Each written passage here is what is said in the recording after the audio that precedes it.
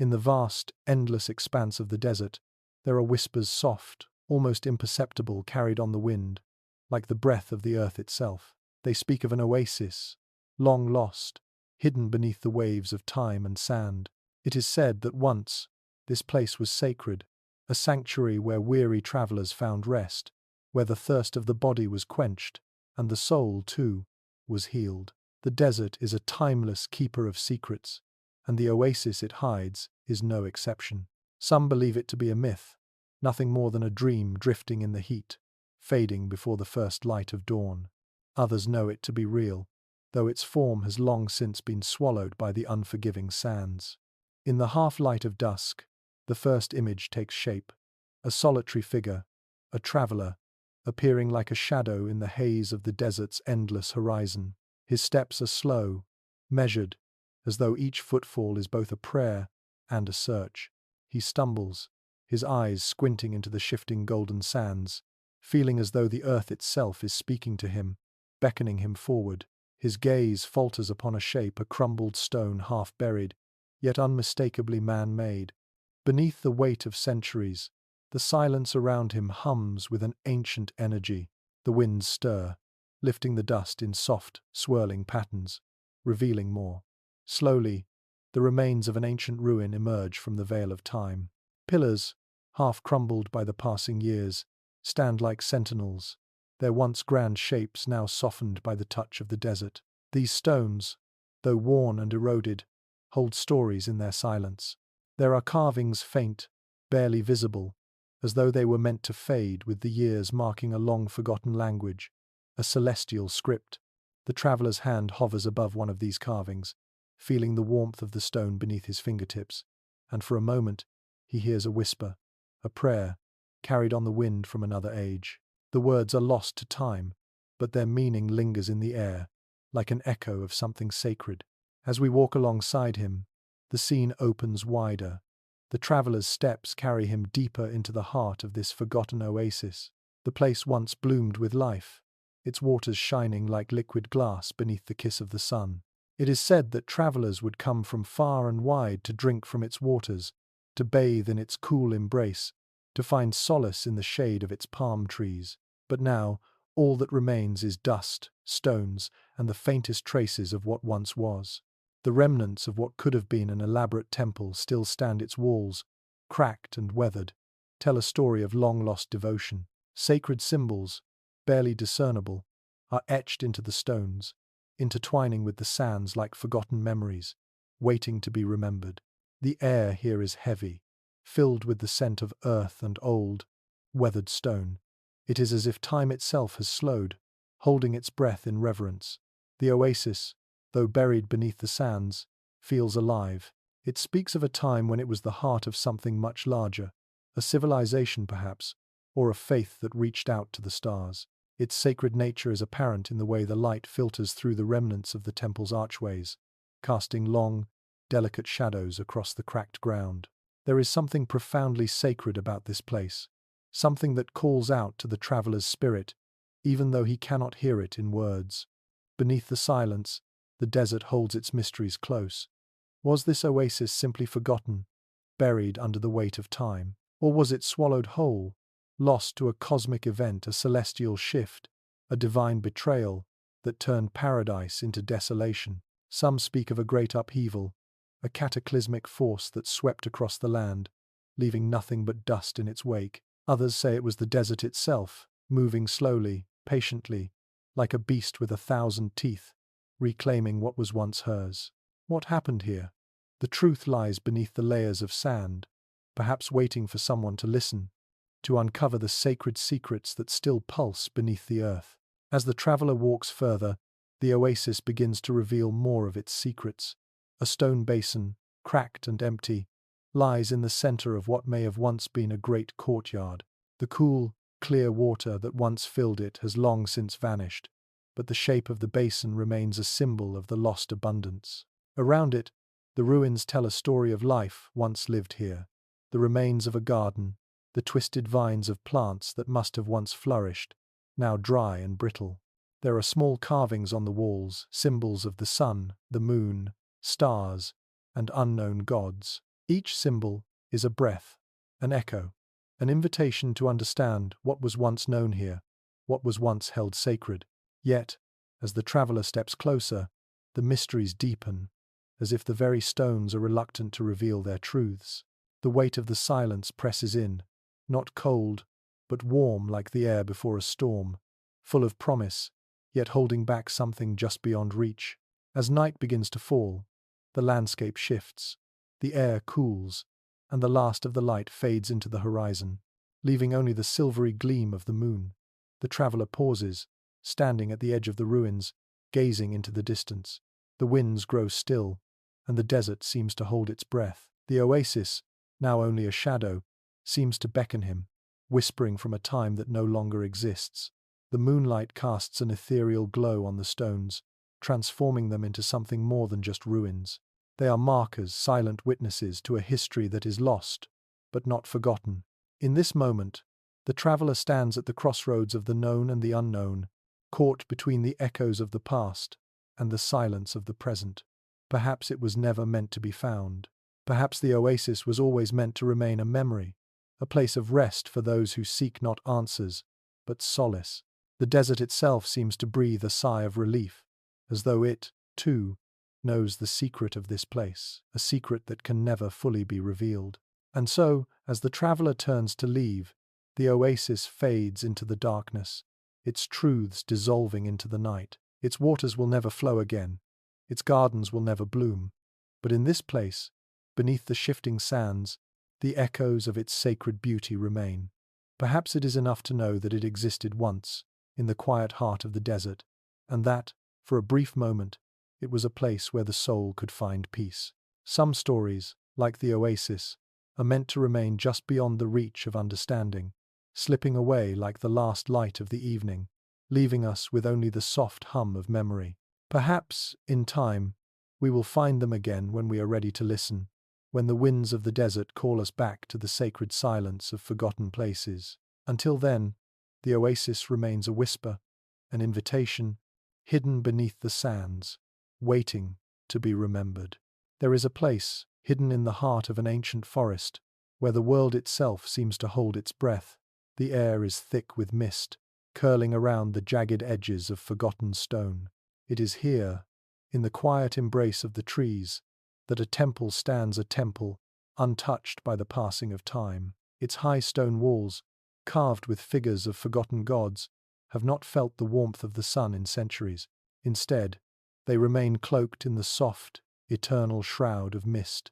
The stone, once sacred and proud, now wears the dust of ages, yet it hums with an energy, an ancient echo that still resonates in the bones of those who come too close. The chapter begins with the sound of wind, soft, almost imperceptible, moving through the trees. It is a sound that feels ancient, as though the forest itself is whispering something long held in secret. The moon hangs high in the sky, casting its silvery light on the temple's crumbling facade. The light is faint, ethereal, as if afraid to touch the stones directly, as if the temple itself is a place too sacred, too ancient, to be fully revealed. As we approach the temple, a sense of quiet awe settles over us. The temple, though long abandoned, still seems to hold a presence, a whispering shadow that beckons us to come closer. Its stone slabs, worn smooth by the passage of centuries, pulse beneath our feet, as though they carry within them the echoes of long-forgotten worship. It is said that this temple was once a place of divine connection, a sanctuary where the faithful would gather to commune with the gods, but now only silence remains. The walls, once adorned with sacred symbols and vibrant colors, are now faded and chipped, their meanings obscured by the veil of time. With each step, the air grows thicker, as though the temple itself is exhaling the weight of its past. The stone slabs beneath us hum softly, their vibrations faint but persistent. There is an unsettling sense of being watched, though no eyes are visible. Perhaps it is the spirits that linger here, the spirits of those who once came to offer prayers and sacrifices to the gods. Perhaps it is the very temple itself that watches, waiting to reveal its secrets, if only we are ready to listen. The path through the temple is winding and narrow, each corner revealing more layers of its mystery. The walls are lined with carvings, fragments of figures, of gods, of stars, etched deep into the stone. They tell stories, but the stories are incomplete, their meanings lost in the silence that envelops us.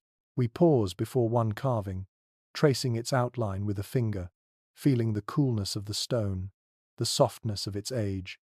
The image is faint, but there is a sense of reverence in its form figures that seem to stretch towards the heavens, hands outstretched, as if reaching for something just beyond our grasp. What were they seeking? What did they believe they would find in the embrace of the gods? As we move deeper into the temple, the walls begin to change. The figures become more abstract, less human. There are spirals, circles, symbols that seem to pulse with a life of their own.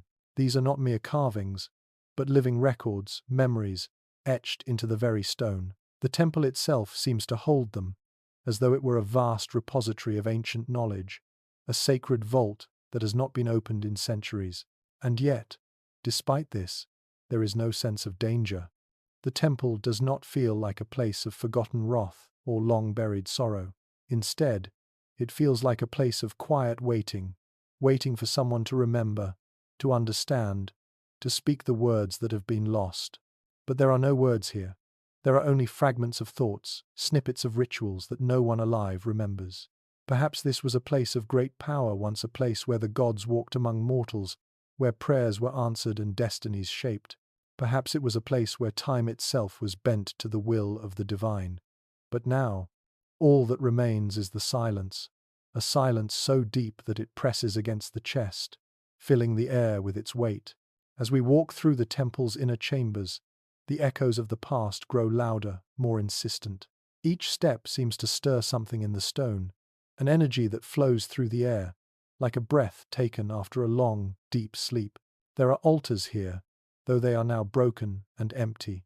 They stand as silent witnesses to the rituals that once took place here, the offerings that were made, the prayers that were whispered into the void. What was this place? Truly, was it ever meant to be understood, or was it always meant to remain a mystery? Perhaps its purpose was never to be fully known. Perhaps it was always meant to be a secret, a divine enigma that could only be glimpsed from the corner of the eye. In the deepest chamber of the temple, we find a pool, its surface still and glassy, reflecting the faint light of the moon. It is said that this pool once held the essence of the gods themselves, their power flowing through its waters. Now, it is empty, the water long gone, leaving only the ripples of memory behind. We kneel beside the pool, our fingers brushing its edge, and for a moment, we feel a stirring, a sense of something vast and timeless, something ancient and profound, just beneath the surface. Perhaps the pool is still alive, in some way still holding the essence of what once was. Perhaps it is simply waiting for someone to return, to breathe life into it once more. But as we stand, the temple begins to fade. The mist thickens, curling around the edges of the stones, shrouding them in an even deeper silence. The wind picks up, whispering through the trees once more, carrying with it the faintest echo of a prayer, a chant, a plea from long ago. And just as we are about to turn, just as we feel we are on the verge of understanding, the temple slips back into the shadows, its secrets once again hidden from view. The mist swallows it whole, leaving nothing behind but the quiet hum of ancient memories. Perhaps the temple was never meant to be found. Perhaps it was always meant to remain hidden, a place where the divine can rest in silence, far from the reach of mortal hands. Some voices only echo when we are ready to listen. Perhaps this temple was not a place of worship at all, but a place of quiet waiting, waiting for those few souls who would be drawn here, not by knowledge, but by the pull of something deeper, something eternal. And so, as we leave the temple behind, we carry with us only the faintest sense of its presence, a presence that lingers, like a dream half remembered. The temple remains, hidden in the mist, its secrets locked away beneath layers of time, waiting for those who will come after us, who will seek it out once more. For now, we can only wonder, was it ever meant to be known at all?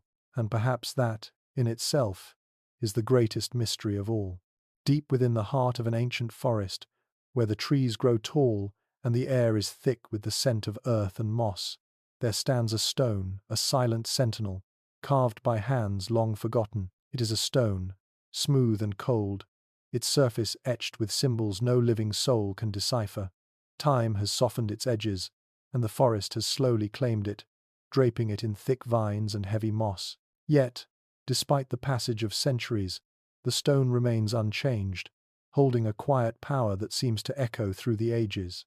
It is said that beneath its surface, beneath the whispers of the leaves and the breath of the wind, lies a forgotten truth, a truth that has not been spoken for eons.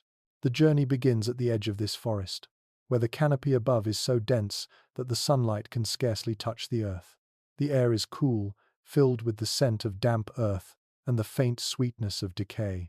The trees stand like ancient guardians, their trunks twisted and gnarled, their roots burrowing deep into the soil as though they, too, are holding secrets within their veins. The silence here is profound, broken only by the occasional rustle of a leaf or the soft, distant call of a bird hidden in the shadows. We move deeper into the forest, our steps slow, our breath measured. The path is narrow, winding between massive tree trunks, their branches reaching up like arms in a silent, eternal embrace. The ground beneath us is soft with layers of fallen leaves and broken branches, and the air feels thick, as if it carries the weight of centuries of forgotten history. The further we go, the more the world feels like a dream, untouched by time, yet permeated with the stillness of ages. It is in the heart of this sacred place that we find the stone, standing alone, hidden beneath the canopy of leaves. Its form is simple, almost unremarkable at first glance, a solitary monolith, risen from the earth itself. Yet, as we draw closer, we see the intricate carvings that adorn its surface, delicate and precise. They are symbols, ancient and mysterious, spirals and lines that seem to twist and curl into patterns that make no sense to the eyes of those who live today. What gods once held sway here, in the shadow of this stone? What knowledge, what power, did they seek to preserve in these forgotten markings? The stone seems to pulse with a quiet energy, as though it is alive, or at least, aware. The moss and vines that cover it seem to shift with the slightest breeze, as though the stone is breathing, its very presence a silent reminder of something long lost. The symbols etched into its surface are unlike anything seen in the world today. Some of them seem to echo the shapes of stars, their patterns reminiscent of constellations that have long since faded from the sky. Others resemble the curves of the moon, the phases captured in stone, as though the gods who once worshipped here saw their world in the same way the night sky is seen ever-changing, yet eternal. In the stillness of the forest, the stone feels like a gateway, an entrance to something beyond the reach of human understanding. It is said that this stone was placed here by a forgotten civilization, one that believed it held the power to connect them with the divine. Perhaps it was a marker, a point of entry into another realm, a place where the gods and humans met, where the sacred and the earthly merged into one. But as we stand before it, we are left with more questions than answers. What was its true purpose? Was it a portal, or a reminder, a link to the divine, or a silent witness to the god's departure? The forest around us seems to hold its breath, as though it, too, is waiting for the answer. The stone has stood here for so long, untouched by time's relentless march. The vines that drape its surface seem to grow in patterns, as though they, too, are part of the stone's story, each leaf, each tendril, a symbol of the passage of time. But still, the true purpose of the stone remains hidden, lost in the folds of memory, obscured by the mists of time. We step closer to the stone, our fingers brushing the cool surface. There is a subtle vibration, a faint hum that seems to resonate through the air, as though the stone is speaking to us in a language older than words. It is not a sound we can hear, but something we feel deep within, a quiet calling, a distant memory. The stone has been here, waiting, for centuries. And now, as we stand before it, it seems to ask us a question, one we are not yet ready to answer. The symbols on the stone seem to shift before our eyes, their meaning always just out of reach. They are a language forgotten, a dialect lost to the winds of time. But as we gaze upon them, we are filled with a sense of wonder, as if we are looking at something sacred, something that was never meant to be fully understood, only experienced. The stone, in its quiet majesty, seems to hold the weight of the cosmos within it. It speaks of a time when the stars were not distant points of light, but living beings, full of purpose and meaning. It speaks of gods who walked among mortals, whose names have long since been erased from the pages of history. But what happened to them? Where did they go? And why did they leave this stone behind? Perhaps it was never meant to be found. Perhaps the stone was always meant to remain hidden, a silent witness to a forgotten past, a place where time and memory blend into one. Perhaps the gods who once walked this earth left no trace of themselves because they knew that their power was not meant to last forever. Perhaps they were always meant to fade, like the stars themselves, beautiful, brilliant, and then gone, leaving only their echoes behind. We turn away from the stone, our steps slow, the weight of its mystery lingering in the air. The forest is silent, as if it, too, is holding its breath. The stone remains behind us, its surface still, its symbols now blurred in our memory. The journey through the forest has taken us deeper into the past, into a time where gods and mortals once met, where the veil between realms was thin, and the divine was just within reach. But as we leave the stone behind, we are left with the soft, lingering question of its true purpose. Was it a marker for the gods, or a reminder of what was lost when they left? Some voices, like the stone itself, only echo when we are ready to listen. Perhaps the truth of this place is not meant to be fully understood, not yet, and perhaps, like the forest, it will remain hidden, its secrets buried beneath layers of time, waiting for the right moment to be revealed. In a secluded corner of the world, where the earth seems to hold its breath, there lies a garden untouched by time, blooming beneath the soft, guiding light of the moon. The air here is still, carrying with it a quiet reverence, as though the very soil whispers of something ancient, something long forgotten.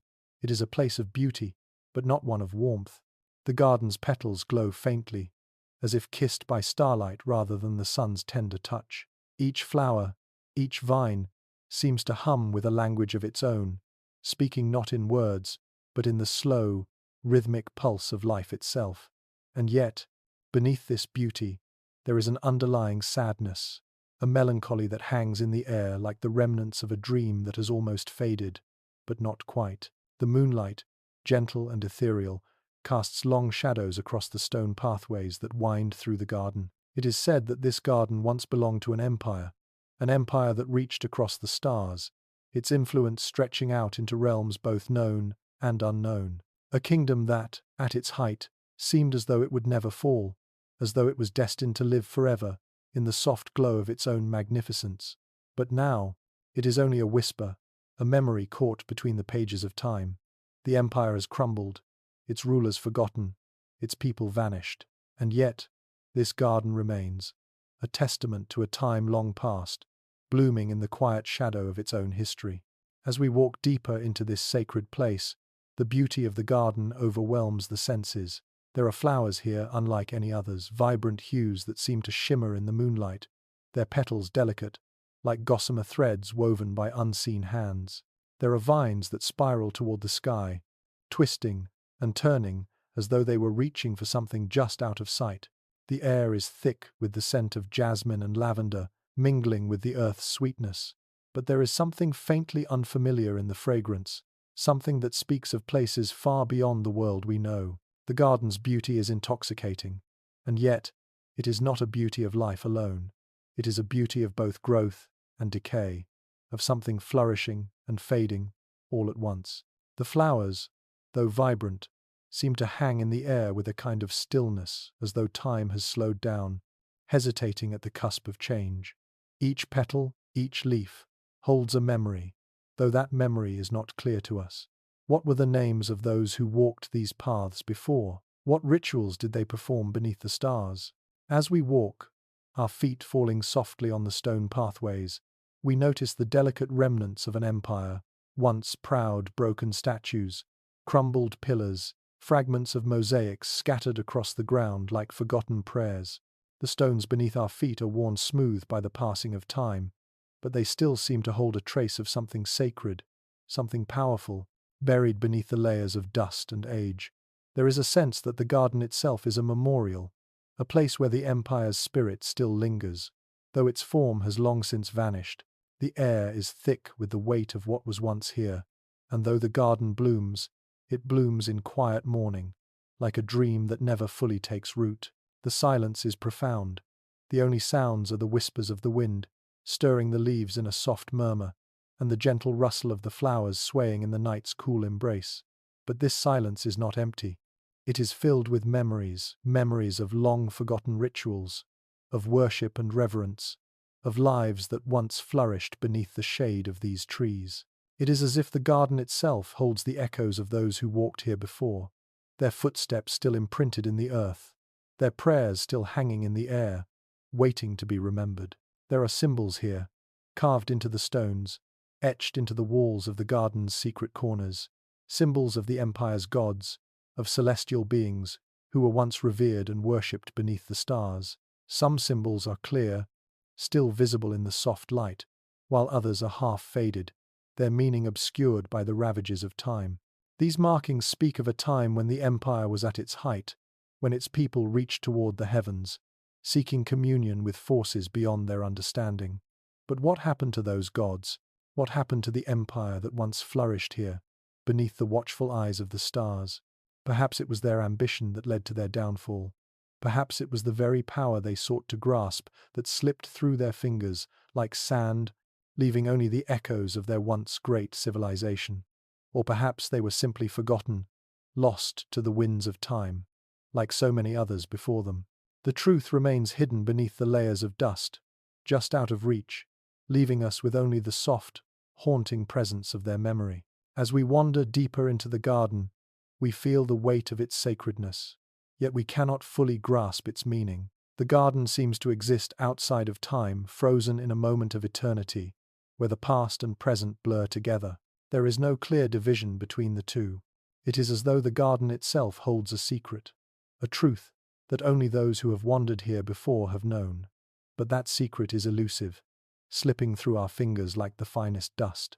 We come to the center of the garden, where an ancient fountain once stood, its waters now dried, leaving only the hollow shell of what was once a source of life. The stones surrounding the fountain are covered in moss, and the remnants of intricate carvings can still be seen, though their details are lost to the passage of time. The fountain is silent now, but in its stillness, there is a sense that it once held the empire's heart, its pulse, its very essence flowing through the waters, nourishing the kingdom, binding its people together.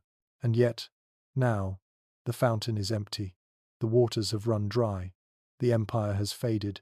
The garden, once a place of life and vibrancy, now stands as a quiet monument to what was and what will never be again. The beauty of the flowers, the softness of the vines, all speak of the transience of life, the way all things must eventually fade, like a dream forgotten with the morning light. The moon hangs low in the sky, its light casting long shadows across the garden. And as we stand there, at the heart of this place, we are left with a quiet question. Was this garden a gift or a curse?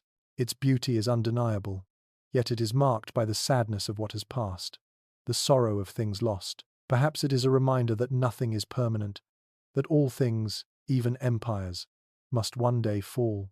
But perhaps, too, it is a gift, an offering from a time when the world was more mysterious, more sacred, where each bloom held meaning beyond its beauty, and each stone carried a story. As we leave the garden behind, the night deepens, and the moonlight fades. The flowers, though still in bloom, seem to soften, their colors dimming in the quiet of the night. The garden slips back into the shadows, its beauty lingering in the mind like a memory that will soon be forgotten, yet never truly gone. And as we walk away, we carry with us the question of what this place truly was: a sanctuary, a dream, or perhaps something more. Perhaps the truth will never be fully understood. But as the garden fades behind us, we are left with the quiet certainty that it exists still, waiting, beneath the moonlight, in the silence of the lost empire. Beneath the surface of the endless sea, where the water holds secrets older than the sky, there lies a kingdom, its spires once reaching toward the heavens, its streets alive with the hum of voices long silenced. Now, only silence remains, held in the soft embrace of the ocean's deep. It is said that this kingdom, radiant once, gleamed like a star beneath the sun, its people blessed by the gods, their hands shaping wonders from stone and song. But the waves, relentless and patient, have claimed it. The city is not lost but hidden, wrapped in the tender, quiet hold of the sea. The journey begins at the water's edge, where the sound of the waves is soft, rhythmic like the breathing of the earth. We listen, the air thick with the scent of salt and forgotten prayers. The sea calls to us, drawing us forward, its waves breaking gently against the shore, as if urging us to follow the pulse beneath the surface. With each movement of the tide, the world shifts, time and memory swirling like the water itself. We feel the weight of centuries pressing down, the stories of a civilization lost to time, their lives, their songs, their loves fading into the depths. The sea holds them now, as it always has. The scene changes. We are no longer standing on the shore but drifting into the depths, beneath the shimmering surface. The world grows darker, the sunlight fading into the soft embrace of twilight blue. The water is cool, heavy with the salt of the earth and the weight of history. Here, in the silence of the deep, the stones of the sunken city rise from the ocean floor, their once polished surfaces now worn by time and water. We pass through ruined temples, their arches broken, their pillars crumbled, yet still standing as a testament to the civilization they once served. The sea whispers around us, as though it knows the secrets hidden within these stones, secrets lost to the memory of the world. The stone is smooth beneath our fingers, but there is a subtle hum, a quiet pulse that vibrates through the water, like the echo of a forgotten prayer. It is as though the kingdom is still alive in some way, its spirit lingering in the very stone itself. We are drawn deeper into the ruins, past the fallen statues and the broken altars. The imagery shifts between the water and the stone, between the world of the living and the world of the dead. We pass through great halls, their once grand ceilings now open to the sea, where schools of fish weave between the pillars like the shifting thoughts of a lost people. The walls are etched with symbols, symbols of gods long gone, their meaning obscured by the relentless march of time. There is a sadness here, but it is not a sorrow of despair. It is the quiet melancholy of something that was once bright, once full of life, now fading into silence, as the sea swallows its memory. The kingdom remains, though it has long since passed from the world of men. Was it swept away by a great cataclysm, a force of nature so powerful that it stole this land from the earth? Or was it abandoned, left behind as the gods moved on, their favor lost with the winds of time? The questions remain unanswered, lost like the whispers of those who once walked these halls. As we move deeper, the sea around us grows colder. The silence presses in, heavier now, as though we are entering a place where no living being has set foot for eons. We find a hidden chamber, its entrance overgrown with coral and seaweed, the walls lined with intricate carvings, figures dancing beneath the stars, gods rising from the depths, and symbols of the moon and the sun. These are not the markings of a civilization that has faded into nothing, but the remnants of a people whose memory lives still, carved into the very bones of the earth, waiting to be found. The moonlight, filtered through the water, casts long shadows across the walls, turning these ancient images into ghosts, silhouettes of a world that once was. There is no clear answer here, no grand revelation. The ruins speak in fragments, their meanings lost in the echoes of time. The silence is not oppressive. Rather, it is sacred, a space where the past lingers like the soft, slow flow of the tide, rising and falling with the rhythm of the water. And as we swim through the ruins, passing the broken altars and fallen statues, we are reminded that some things are meant to be left undisturbed. Some memories are too ancient, too sacred, to be fully understood. Perhaps the kingdom's story is not one that can be told, but one that must be felt, a pulse beneath the stone, a hum in the water, a silence that carries more meaning than words ever could. The imagery begins to blur the lines between land and sea, between life and death, between the past and the present. The ocean holds it all, ancient kingdoms, forgotten prayers, lost gods, and as we drift deeper, we feel the weight of their absence, the longing that fills the spaces they once occupied.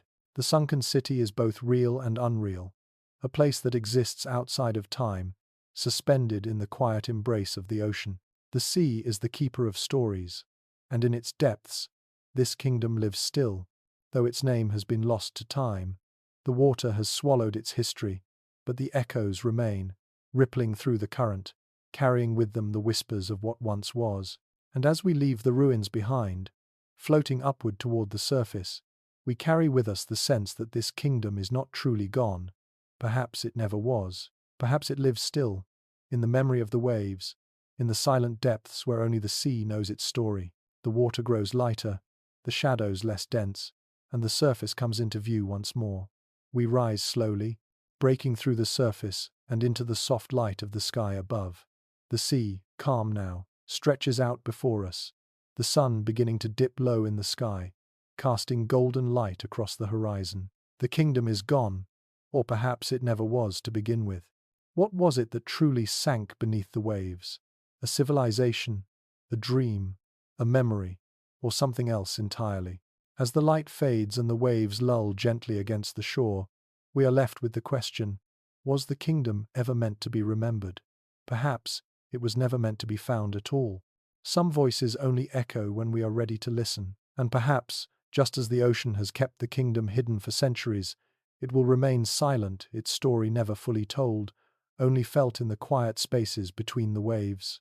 Beneath a sky of muted twilight, shrouded in the soft embrace of mist, there stands a mountain, a towering sentinel of rock and stone, its peak hidden in the folds of clouds and silence. It is said that this mountain, ancient and sacred, holds the secrets of the earth itself, secrets too vast, too profound to be grasped by mortal hands. It is a place where time bends, where the winds carry whispers of forgotten gods, and where the very air feels heavy with the weight of the world. This mountain, veiled in mystery, has drawn countless pilgrims, seekers of truth, searching for something beyond the reach of their everyday lives. Yet, despite its long history, its true purpose remains as elusive as the fog that clings to its summit. The journey begins with the image of a lone wanderer, small and fragile against the vastness of the mountain before them. Each step they take echoes in the stillness, carrying them farther away from the known world and into the unknown.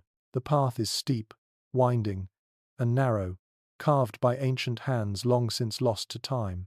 The air is thick with the scent of damp earth, of moss and stone, and the world below seems to fall away with each breath.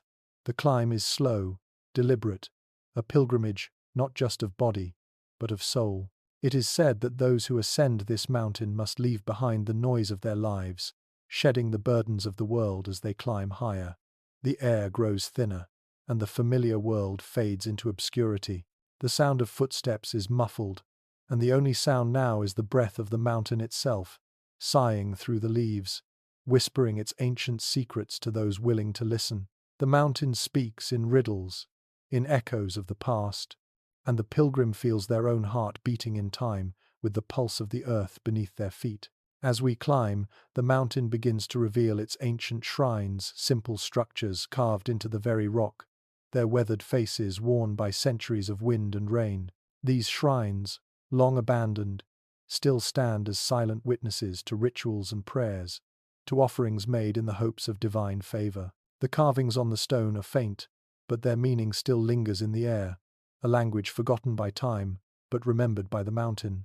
The shrines are empty now, their altars cold, but they speak of a time when the gods walked among men, when this place was a bridge between the earthly realm and the divine. It is here, among the ancient stone and whispering winds, that the true nature of this mountain begins to unfold.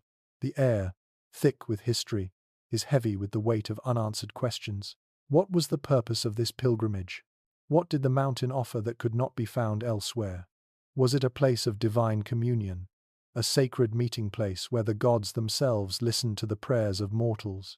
Or was it a place where the spirit could escape the burden of earthly knowledge, a refuge for those who sought to shed their worldly attachments and walk the path of silence? The further we ascend, the more the world below slips away. The trees that once lined the path give way to bare rock, the earth growing colder, harsher, as though the mountain itself is testing the pilgrim's resolve.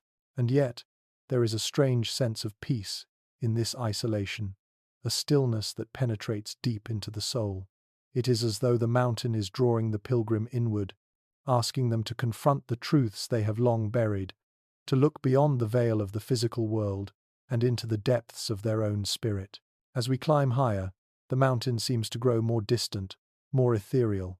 The mist thickens, shrouding everything in a soft, unyielding fog. The path is now barely visible, the rocks beneath our feet slippery and uneven, as though the mountain itself is testing our endurance.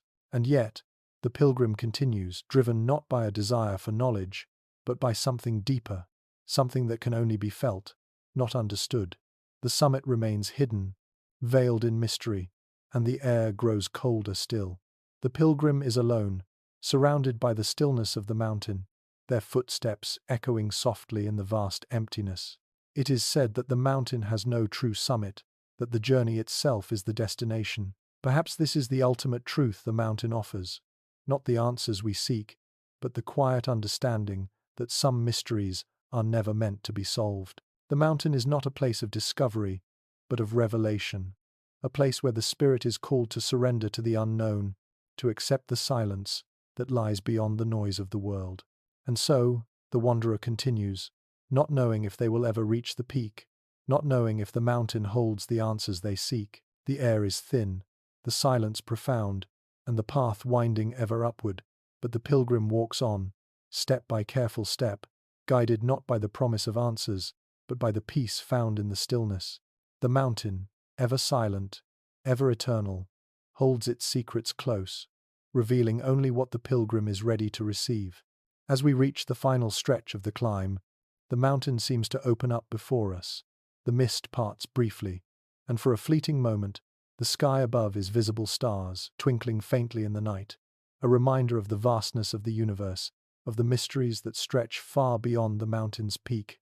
The air is colder now, the silence absolute, and the world below is distant, obscured by the veil of fog and stone. And yet, in this stillness, there is a sense of profound connection, a feeling that we are standing at the edge of something sacred, something timeless. Perhaps it is the mountain itself that is the answer, not the summit. Perhaps the pilgrimage was never meant to reach a destination, but to bring us into deeper communion with the silence, the stillness, the sacred space between worlds. The mountain, with its mist and its shrines, its stones and its secrets, holds a lesson beyond understanding, that sometimes the journey is not about finding answers, but about embracing the silence, the mystery, the divine uncertainty. The wanderer, standing at the edge of this vast, sacred place, looks not at the peak, but into the silence that surrounds them. The question remains, lingering in the cool, thin air: was the mountain a bridge to the divine, or a place where the spirit could finally be free from the weight of earthly knowledge? Perhaps, in the end, it was neither, and both an invitation to walk the path of silence, to listen to the whispering winds, to find peace in the quiet embrace of the earth. And as we descend from the mountain, the mist slowly swallowing the path, we are left with only the echoes of the journey, the unanswered question fading into the stillness. Perhaps the answers we seek are not found on the mountain top, but in the quiet, reflective moments between each step. Perhaps the mountain's secrets are not meant to be known, but to be felt, carried in the heart of those who walk its sacred path. Some voices only echo when we are ready to listen. Perhaps it was never meant to be found. The mountain waits, timeless and veiled, its secrets resting beneath the silence. In a forgotten valley, tucked away beneath the shadow of an ancient mountain, there lies a temple, its walls cracked and weathered, its once grand archways now overgrown with creeping vines. The temple, though long abandoned, stands still, as though holding its breath. It is said that beneath the quiet silence of these ruins, the air vibrates with the echoes of a forgotten truth, the whispers of an ancient civilization. Its gods, its rituals, its power still linger in the stones, waiting for someone to listen. In the twilight, as the evening sky turns the color of fading blood, the temple seems almost alive, its presence a soft hum in the vastness of the valley. We begin our journey with the soft, steady rhythm of footsteps on a path that winds through the overgrown ruins. The temple is not far, but the air grows thick with the scent of old stone and earth as we draw closer. The valley is quiet, save for the wind that stirs the leaves of the trees and the faint hum of ancient memories. There are no sounds of life here, only the soft breath of the past, carried on the evening breeze. The temple sits at the base of the mountain, its peak hidden by a veil of clouds. The air is cool, and the shadows stretch long across the ground, as though the earth itself is trying to conceal the secrets buried within. As we step closer, the temple's stone walls rise before us, worn by centuries of wind and rain, yet still holding their shape, like a monument to something once revered. The carvings on the walls are faint, but their meaning lingers, like half-remembered dreams. Stars, spirals, and symbols of unknown deities dance across the stone, a forgotten language etched into the surface. Each mark, each indentation, seems to hold a fragment of something sacred, a message lost to the passage of time. The entrance to the temple is framed by two tall columns, their tops cracked and weathered, yet still standing strong, as though they too have been waiting for someone to walk through them. It is said that this temple was once a place of great power, a sanctuary where the gods themselves spoke to the people who dwelled here. The wind through the ruins carries whispers of forgotten rituals, ceremonies that once filled the air with the scent of incense and the sound of sacred chants. The walls of the temple are hollow now, but they still seem to hold something, a presence, a memory of what once was. There is a stillness in the air, a waiting, as though the temple is holding its breath, waiting for its story to be remembered. As we step inside, the temperature shifts. The coolness of the valley is replaced by an almost unnatural stillness, a silence that seems to deepen with every step. The interior of the temple is dark, but light filters in through cracks in the stone, casting long shadows on the floor. The stone beneath our feet is worn smooth, and the air smells of dust and forgotten dreams. In the center of the temple, an altar stands, though its surface is chipped and scarred, as though it has borne the weight of centuries of offerings. The walls around it are adorned with carvings, still faint, but still visible. Figures, half human and half divine, twist around the altar in a dance of ritual, their forms lost to time, but not to memory. The energy here is palpable, as though the air itself holds the stories of those who once gathered in this place. It is said that this temple was built to honor the celestial gods, beings who resided among the stars, watching over the world below. The people who built it believed that the gods communicated with them through the heavens, that the stars themselves were the divine messengers. The altar at the heart of the temple is said to have been a place where offerings were made, where the gods were invited to descend from the heavens to commune with mortals. What was it that they sought in this sacred space? What knowledge did the gods impart, and what did the people give in return? These questions linger in the air, unanswered, as we stand in the center of the temple, surrounded by the echoes of forgotten prayers. As we wander through the temple, the images on the walls become clearer, though their meaning remains elusive. There are depictions of stars, spirals, and celestial bodies, all intertwined in a dance of light and shadow. The gods are depicted with outstretched arms, reaching toward the heavens, their faces serene and calm, as though they exist beyond the world of mortals. The images are haunting, their beauty almost otherworldly, as if they belong to a time that no longer exists, to a world lost to the winds of time. And yet, there is a stillness in them, a sense of waiting, as though the gods themselves have not left this place, but have merely faded into silence. The further we go, the more the air grows thick with the presence of the past. The stone beneath our feet feels heavier, as though it carries the weight of countless lives that have passed through this temple. The altar seems to grow larger, more imposing, as though it holds the key to something beyond understanding. And yet, as we approach, the question lingers: what was this place truly for? Was it a place where mortals sought divine favor? Or was it a place where the gods themselves sought solace from the weight of their own eternity? The silence presses in, and the only sound is the soft, rhythmic whisper of the wind through the broken windows of the temple. Some believe that the temple was not merely a place of worship, but a place where the divine and the mortal realms met, a bridge between the earth and the heavens. They say that the gods spoke through the stars, that they revealed their will through the movements of the planets, and that this temple was a conduit for that sacred knowledge. But what happened to this connection? Why was the temple abandoned, left to decay in the silence of the valley? Was it a punishment, a sign that the gods had turned their backs on the people who once prayed here? Or did the people abandon the gods, turning away from the divine in search of something else? The answer is lost to time, shrouded in the mist of forgotten memories. As we stand before the altar, a sense of quiet awe fills the air.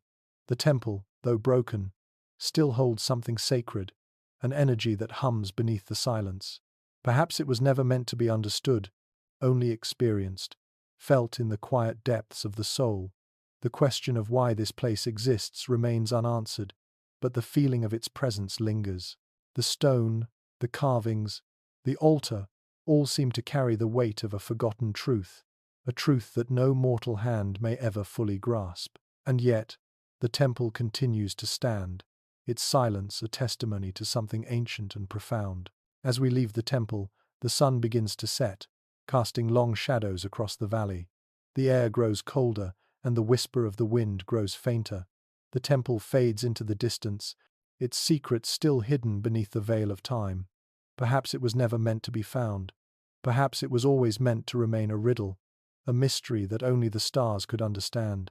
The temple, though broken, still stands as a monument to something greater than itself, something that lives not in the stones, but in the silence between them. The gods may have departed, but their whispers remain, waiting to be heard by those who dare to listen. Some voices only echo when we are ready to listen. And perhaps, in the end, this temple is not meant to be understood, but to be felt a sacred space where the divine and the mortal meet, if only for a fleeting moment, before slipping once again into silence. Far above the earth, in the vast, endless void of space, there is a star one that does not shine like the others.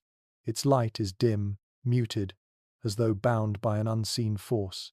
Where other stars burn brightly, casting their luminous glow across the heavens, this star pulses with a quiet sadness. Its flicker is faint, its brilliance obscured, as though it is not allowed to shine freely. There is something profoundly mysterious about it, a presence that seems both ancient and veiled. It is said that this star is bound, not by the laws of nature, but by something older, something deeper, an invisible chain that holds it captive, tethered to the silent vastness of the cosmos. The journey begins with the image of a lone observer, their gaze lifted toward the heavens, seeking the meaning of this strange celestial body. The night is clear, the sky stretched endlessly above them, filled with countless stars, each one a beacon of distant light, each one a story unto itself. But this star, this chained star, is different. It does not shine as brightly as its neighbors.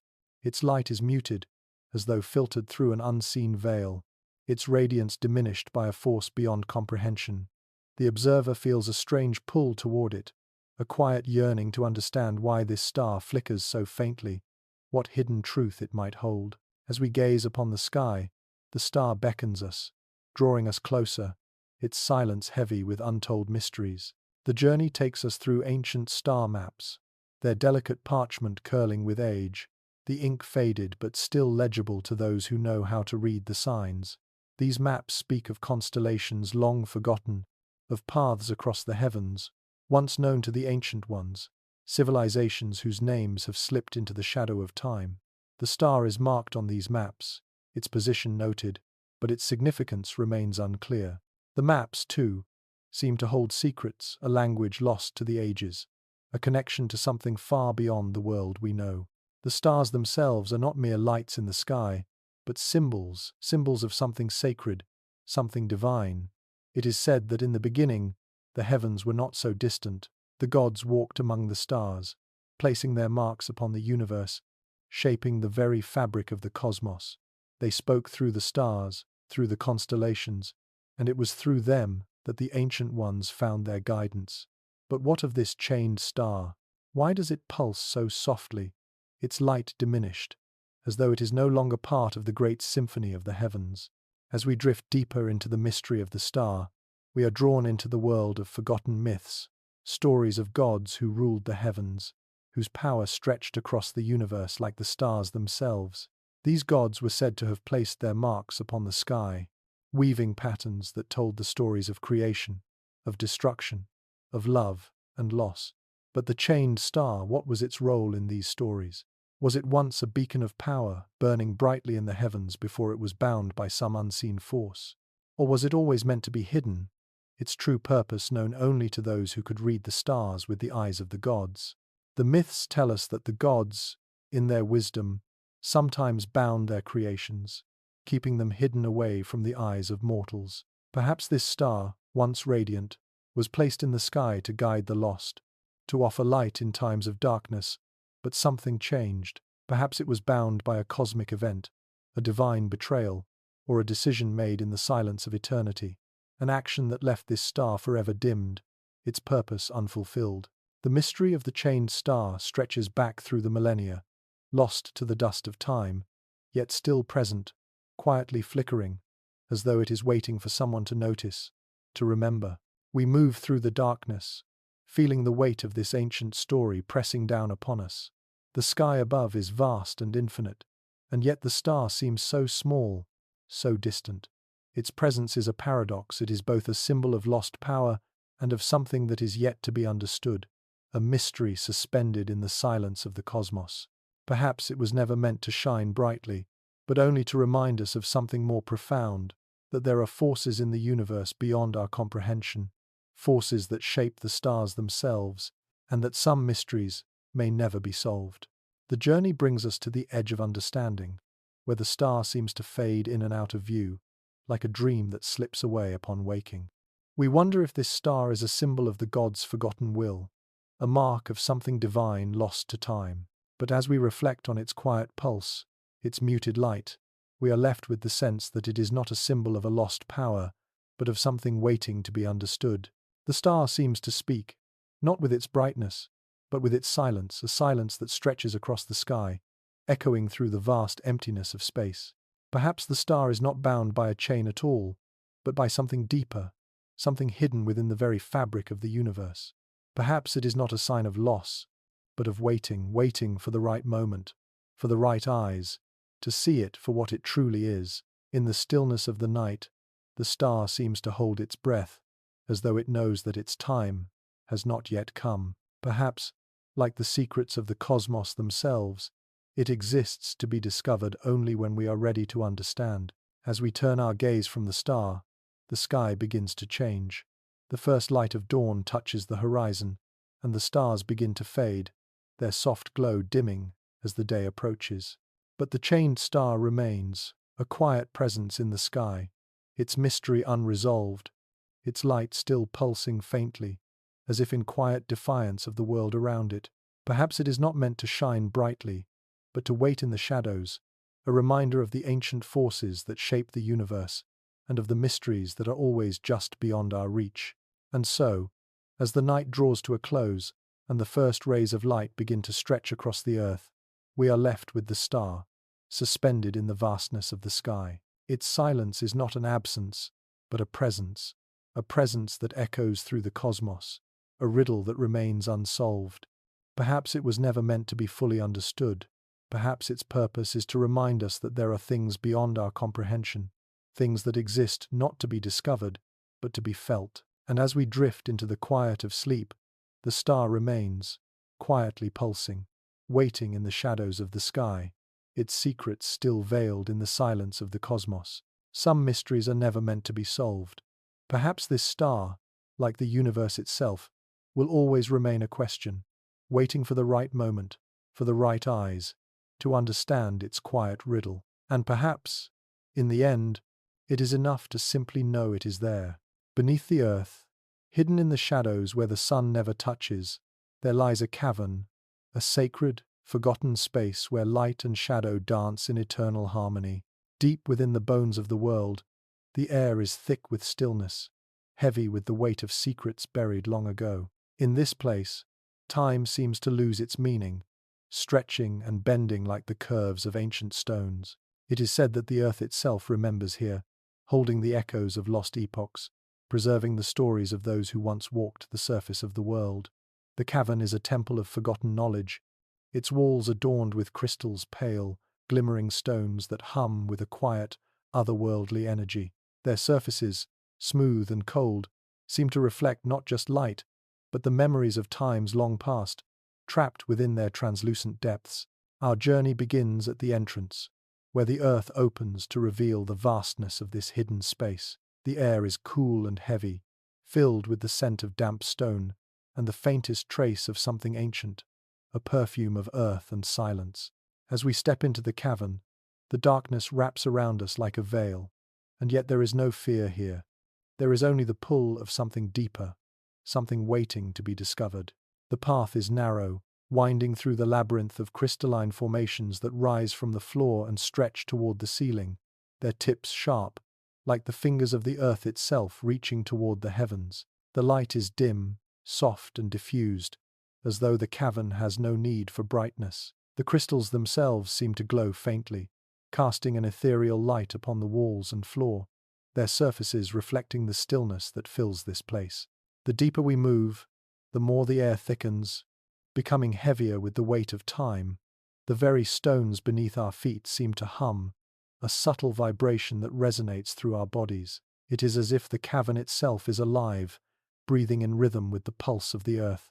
Each step brings us further into the heart of this ancient place, where time no longer follows the rules of the world above. As we wander through this crystal labyrinth, the crystals themselves begin to reveal their secrets. They are not mere minerals, not simple stones, but vessels of memory. Some believe that these stones are the keepers of the past, preserving the echoes of civilizations long gone. They hold within them the stories of those who once walked this earth, whispers of ancient rituals, of lost kingdoms, of lives lived in the shadow of the mountains. The crystals vibrate with the weight of these memories, their energy ancient, but still potent. It is said that if one listens closely enough, they can hear the faintest whispers rising from the stones' voices from a time when the earth was young, when the gods still walked among mortals, and when the world was still full of mystery.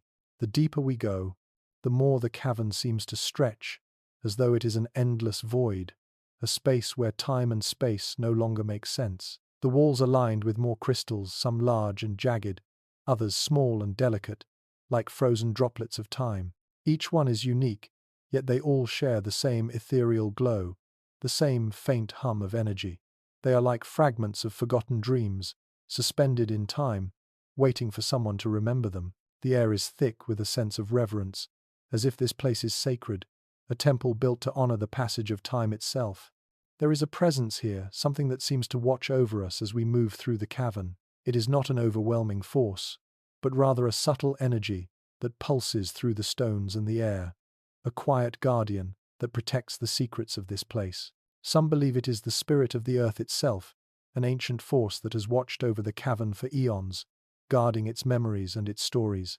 Others say that the crystals themselves hold a consciousness, a kind of sentience that keeps the secrets locked away, only revealing them to those who are worthy, those who seek with reverence and respect. As we move deeper into the heart of the cavern, the crystals begin to shimmer more brightly, their glow intensifying as if responding to our presence. The air grows colder, and the silence thickens, becoming almost tangible, like a fog that wraps itself around us. The world outside seems a distant memory now, a place we can no longer reach. Here, in the depths of the earth, we are suspended in a moment where time is neither past, present, nor future. The past, present, and future seem to converge in delicate harmony, as if the cavern exists outside of time itself, a space where the boundaries between all that was and all that is yet to come blur and dissolve. The journey through the crystal labyrinth feels like a dream, a slow, spiraling descent into a place where memory fades and yet remains. It is a place where time is not linear, but cyclical, echoing through the chambers like the reverberations of a never-ending song. The crystals, like ancient bells, hum with the sound of this eternal cycle, a song that has been sung for millennia and will continue to echo long after we are gone. The deeper we go, the more we feel the weight of time pressing in, as though the cavern is both a tomb and a sanctuary, holding the memories of all that came before and all that is yet to come. There is no clear destination in this journey. The cavern offers no answers, no conclusions. It is a place of stillness, of quiet reflection, where the mysteries of time and memory remain hidden in the folds of the earth. The crystals offer no guidance, but only the silent reverence of something ancient and untold. And as we stand at the center of the cavern, surrounded by the shimmering glow of the crystals, we are left with the sensation that time is not something we can control or even fully understand. It is something that moves in cycles, echoing through the earth and the sky, through the chambers of the cavern and the hearts of those who walk its path. Perhaps the cavern is not meant to be understood at all. Perhaps its purpose is not to reveal the mysteries of the past, but to remind us of the sacredness of time itself, of the way it shapes everything, from the stones in the earth to the stars in the sky. As we turn to leave, the crystals seem to fade into the darkness, their glow dimming, and the cavern once again slips into silence. The journey is over, and yet it feels as though it has only just begun. The cavern, with its ancient stones and its timeless hum, remains its secrets locked away, waiting for the next soul brave enough to step into its depths. Some mysteries are never meant to be solved. Perhaps this cavern is not a place of answers, but of remembrance, a place where time itself whispers its secrets to those willing to listen. And as we emerge from the darkness, we are left with the quiet, haunting sensation that time is not a force we can ever truly understand. It is something that moves beneath the surface of the world, shaping us and the earth alike, echoing through the caverns of memory like a song that never ends. Perhaps it is enough to know that it is there, hidden in the depths of the earth, waiting to be discovered, again and again. Beneath the surface of an ancient lake, in the depths where the light of day cannot reach, there lies a bell, silent, forgotten, its once clear toll now lost to the waters. The bell's sound, once strong and pure, now lingers only in the echoes of memory, like a dream fading before the morning light. It is said that in times long past, the bell rang with the power to summon the divine, its deep reverberations calling the people to prayer, to worship, to the gods who once walked the earth. Now, it rests beneath the lake, its bronze surface encrusted with the weight of ages, shrouded in mist, as though the very waters have swallowed its song. Our journey begins with the faintest ringing, an echo in the mind, as though the bell's call still reverberates in the depths. It is a sound, distant and soft, yet unmistakably clear, a gentle summons that stirs something within the soul. The toll is no longer heard by the living, but it lingers in the stillness of the lake, carried by the currents, waiting for a listener. The bell, once vibrant and full of life, now rests in silence, its purpose long forgotten, yet its presence still felt beneath the water. We find ourselves standing at the edge of this ancient lake, its surface still and glassy, the fog rising from its depths like a veil, obscuring the past. The lake is more than just water. It is a grave, a tomb for a lost kingdom, buried beneath layers of time and forgotten history. The ruins of this once great civilization lie beneath the surface, their structures crumbled, their stories lost to the silent embrace of the deep. What happened to the kingdom that once flourished here? Why did the bell fall silent, its toll forgotten by all but the waves? The answers are buried beneath the still water, waiting for someone to uncover them. The lake seems to hum with a quiet, mournful energy, as though it remembers everything that has been lost here. The bell, once a symbol of divine connection, now lies buried in the silt, its bronze surface covered in the moss of ages. The water around it is thick, dark, and cold, as though it has swallowed the kingdom's memories and now holds them captive, locked away beneath its depths. It is said that the bell's toll was once the heartbeat of the kingdom, a sound that resonated through the air, bringing people together, calling them to the divine. But what of now? What remains of the once glorious kingdom? What of the gods who were invoked with its ringing? The journey takes us deeper into the lake, where the ruins of the kingdom rest, their outlines faint beneath the surface. The sunken buildings are half buried in the soft silt, their stones worn smooth by the passage of time, their intricate carvings now faded and cracked. It is here, in the cold silence, that the bell rests, its tone muted by the weight of years, its purpose long forgotten. The deeper we move into the submerged world, the more we feel the weight of its history, as if the very water holds the memories of the people who once walked here. Their voices, their prayers, their rituals, are all sealed in the depths, echoes of a time that no longer exists. The bell's silent toll becomes a symbol of the kingdom's fall, its once proud voice now drowned in the quiet of the deep. The toll that once called the faithful to worship is now a distant memory, lost in the folds of time. But what does this silence mean? Is it a sign of the kingdom's demise, or a reflection of something deeper, something eternal? The bell, though silent, still holds power. It is said that the sound of the bell once carried across the land, echoing through the hills, across the plains, and over the waters, summoning the people to their divine calling. But now, its song is lost, its resonance faded, as though the very act of calling has become a relic of the past. As we explore the submerged world, the lake seems to reveal more of its secrets, small fragments of a once glorious civilization scattered across the lakebed. Broken statues rise from the water like forgotten sentinels, their faces weathered by time, their features obscured by the layers of silt that have gathered over the centuries. Crumbled temples lie half-buried, their stone steps now slick with algae, leading to doors that no longer open. The kingdom, once vibrant with life, is now a place of shadows and silence. The bell, though hidden beneath the water, still echoes in the mind, a sound that lingers like the fading memory of a dream. The deeper we travel into the ruins, the more we feel the presence of the past, its energy still alive in the stones, in the water, in the very air. There is something sacred about this place, something that cannot be fully understood, but only felt. The bell's silence is not an absence, but a presence, a quiet, powerful force that holds the key to the kingdom's mysteries. Perhaps the silence is not an end, but a beginning, a space where the past and the present meet, where the kingdom's story is still unfolding, even in its quietude. Perhaps the bell's final toll has not yet been heard, waiting, suspended in the water, for the right listener, the one who can unlock its secrets.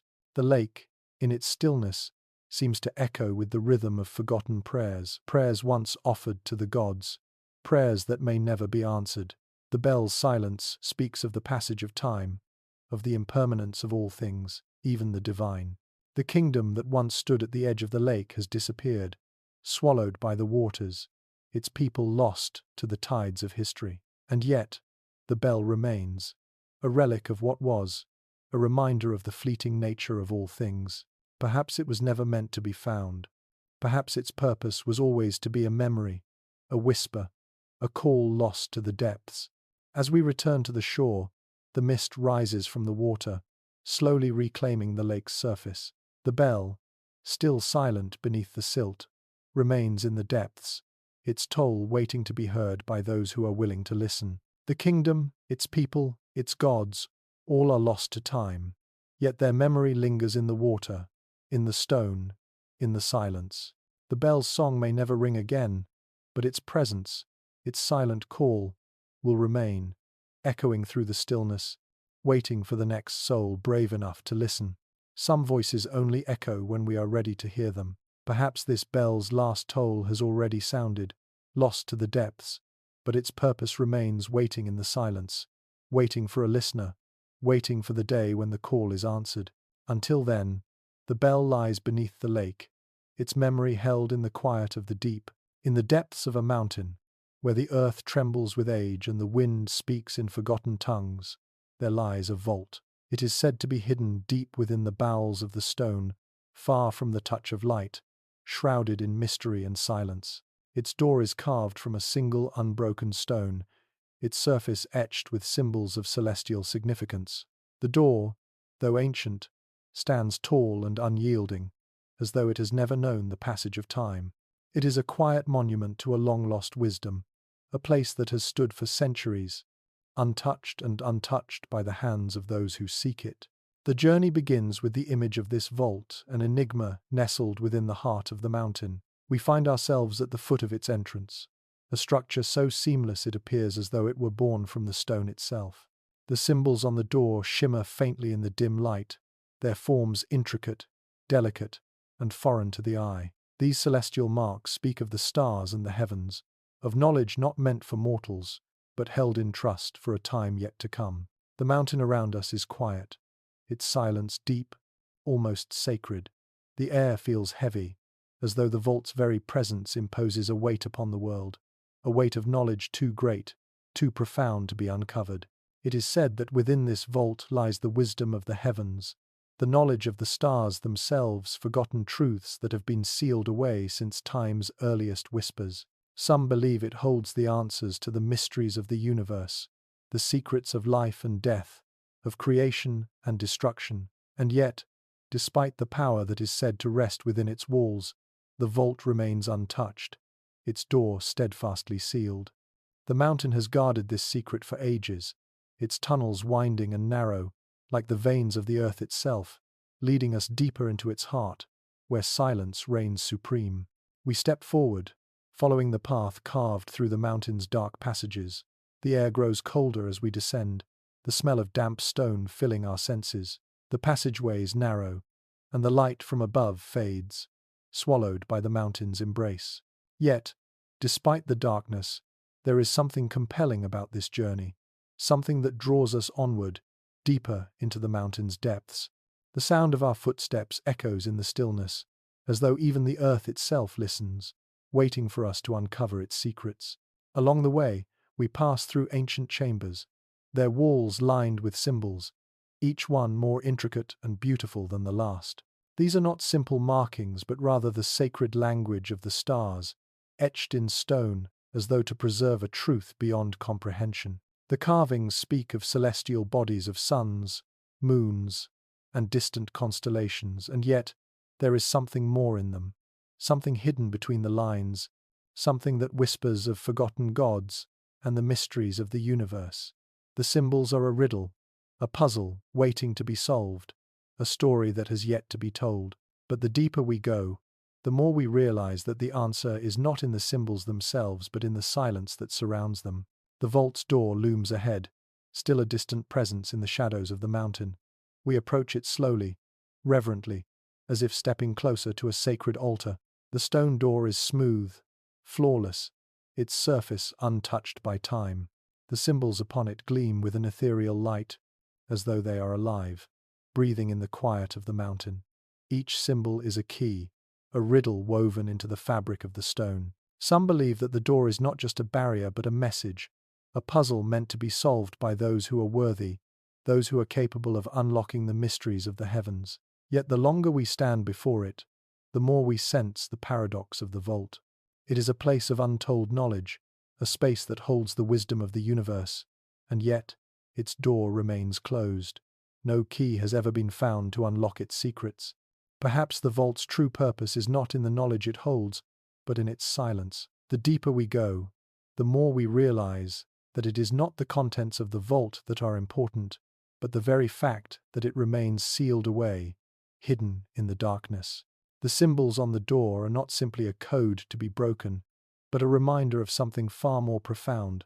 The wisdom of the stars cannot be grasped by human hands.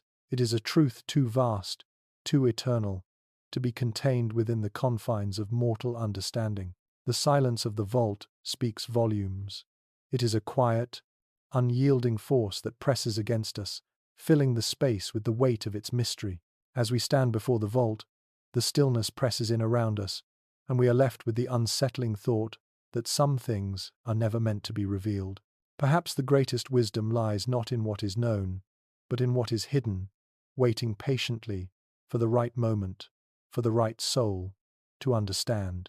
The mountain has kept this secret for eons, its stone walls and winding passages offering no easy answers. The vault's existence is a paradox, a place of knowledge, yet its door remains locked, its contents unseen. Perhaps, like the stars themselves, the vault is not meant to be understood by those who walk the earth. It is a space where the divine and the mortal meet, but only in silence, only in reverence. As we step away from the vault, we feel its presence linger in the air, as if it is watching us, waiting for us to leave.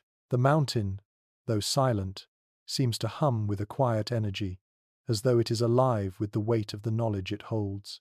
But the answers are not ours to know, not yet, and perhaps never. The vault remains sealed, its secrets held in the deep silence of the stone. Perhaps this is the greatest mystery of all. The knowledge of the heavens is not something to be grasped or understood, but something to be revered, something to be left undisturbed. The tunnels of the mountain stretch behind us, dark and winding, leading us back toward the surface, toward the light of the world. But the vault remains, its door closed, its secrets waiting. Perhaps it is enough to know that it exists, a monument to the mysteries of the universe, a place where the past, present, and future converge in delicate balance. The vault of the lost heavens is a reminder that some things are meant to remain hidden, sealed away in silence. And as we emerge into the light, we carry with us the knowledge that some doors are not meant to be opened. Perhaps, in the end, the greatest wisdom lies in what remains, sealed away, waiting for those who are ready to listen. Some things, it seems, are meant to be forgotten, to remain a mystery, and perhaps, in the silence of the vault, we find the greatest truth, that not everything is meant to be understood. Some things are simply meant to be felt. Far to the north, where the earth meets the endless sky and the cold breath of winter reigns, there lies a city, its existence hidden beneath the vast, unyielding expanse of ice. The frozen world stretches far and wide, an endless white sea of snow and glacier, where time itself seems to have slowed, suspended in the frigid stillness of the land.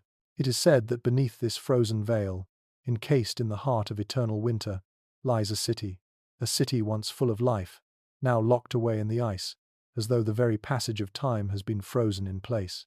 The journey begins with the image of a lone figure standing at the edge of a vast glacier, their breath visible in the biting air. The horizon stretches endlessly before them, a sea of ice that sparkles faintly in the dim light of the distant sun. Before them, the glacier is like a great barrier, its surface smooth and unyielding, hiding the city deep within its frozen depths. The figure gazes into the cold, their eyes fixed on the ice below, where the faintest glow seems to shimmer through the frozen layers. It is the light of the city, soft, ethereal, as though the ice itself holds the memories of a civilization long gone. The air is still, quiet, as though the very land holds its breath.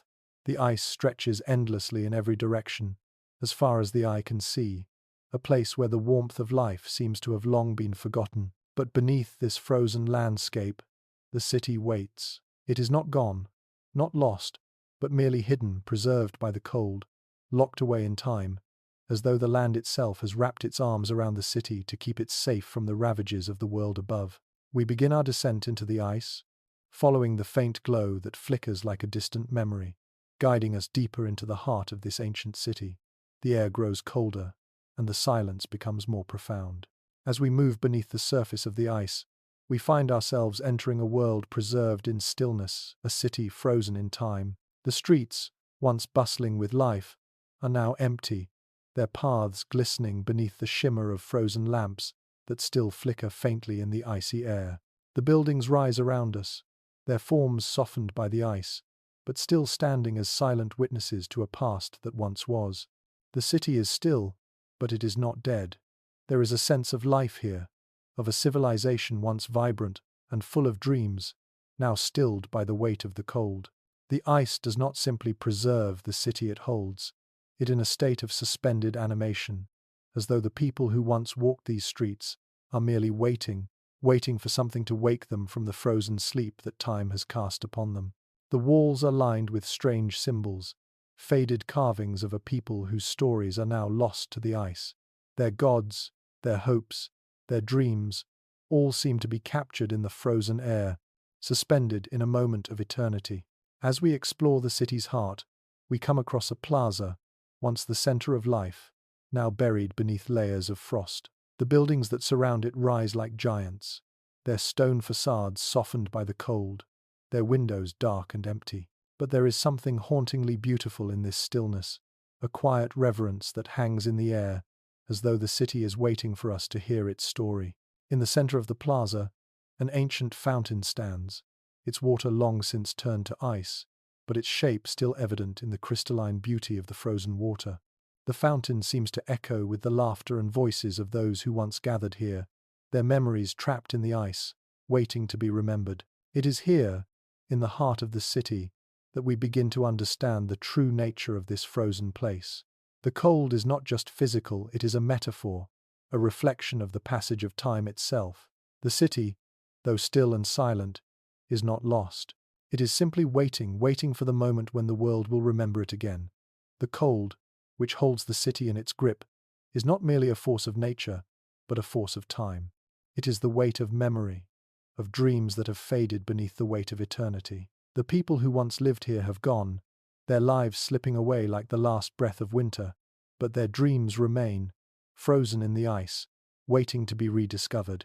As we move deeper into the city, we pass through halls lined with statues, their features blurred by the cold, but still recognizable as the faces of the people who once thrived here. The statues seem to watch us, their eyes clouded with time, but their gaze still carries the weight of their stories. It is as if the city itself is speaking to us, urging us to remember, to listen to the whispers that carry on the wind, the whispers of those who once called this place home.